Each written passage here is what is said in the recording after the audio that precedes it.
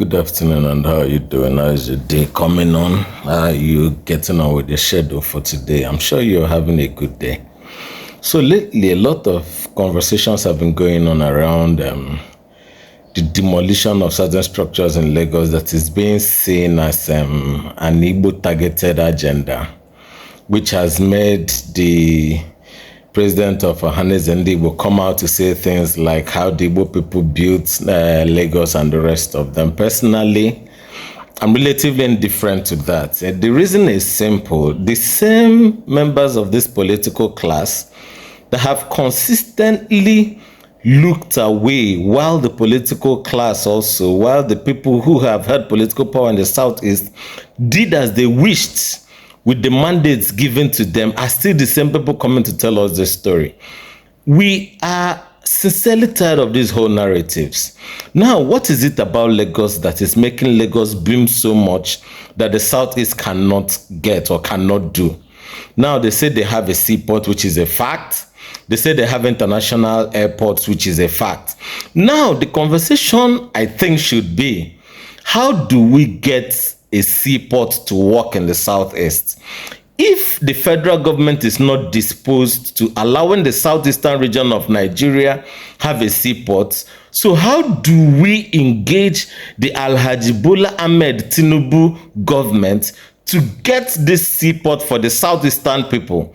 There should not be any security implication for that. There should not be any reason why a region should not be allowed to thrive in commerce and industry because of very weak and sick types of politics.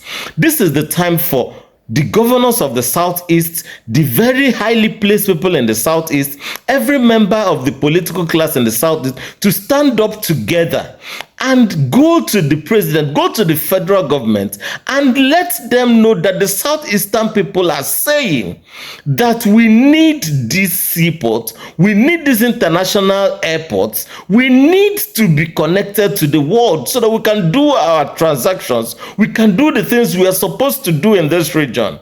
It is just so unfortunate that our people, out of frustration because of lack of infrastructure, all leave the Southeast to go and populate places like Lagos, places like Abuja, which normally shouldn't have even been. So we cannot continue to have this conversation as if we are offhand or we don't have people who should lead these conversations. Whether anybody likes it, the Southeast is very, very due and mature to have these facilities.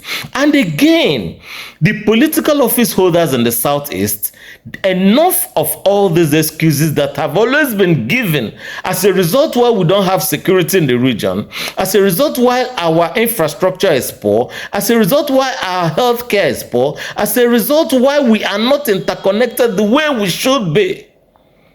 That's just the gospel truth. So no matter what anybody is trying to say, this is the time for the political office holders to come together and make very firm demands. If the federal government decides that they are not going to oblige the political class of what they are asking on behalf of the people, then the Southeastern people should find a uniform way to mobilize themselves and make these demands in unison and with the right population. I feel very, very bad about all the potentials we have to make the Southeast what the world should come to see. Yet, we can't get to do something as basic as that because the politics is being played in such a way that it doesn't allow us to have the best of what we should have in our region.